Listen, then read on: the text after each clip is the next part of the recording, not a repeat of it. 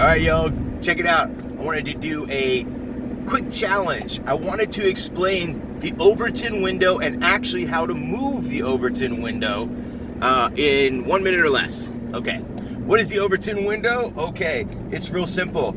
It is the concept of where the mass of people's morality and their thought process is. Okay, so if everybody thinks that pedophilia is bad, right?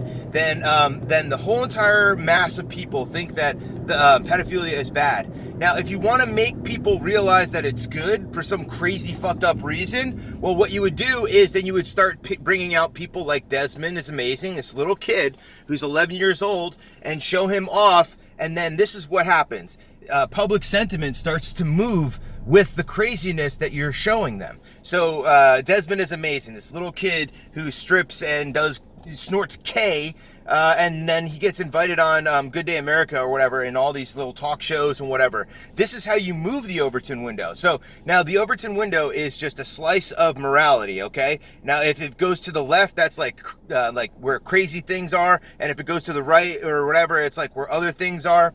But everybody's morality falls within this box, right? Now when you move the Overton window, you move it to the side where pedophilia kind of resides. That's how you do it. That's the Overton window in a nutshell, and that's how it gets moved. So you move it by getting public sentiment to follow. Okay, so the way to do it real easy, like what they're doing right now with pedophilia, the pedophilia Overton window is getting pushed to the side, where it's opening up to where we're becoming more comfortable with kids being objectified. That's what Desmond is Amazing is. So that's what the media is complicit in doing this, by the way, and they are fucking horrible for doing this. If I was a media guy in control, if I was Brian Setzer, I would never allow Desmond is Amazing to ever be glorified on my network, and I'd have to actually defame all that kind of rhetoric and stuff like that.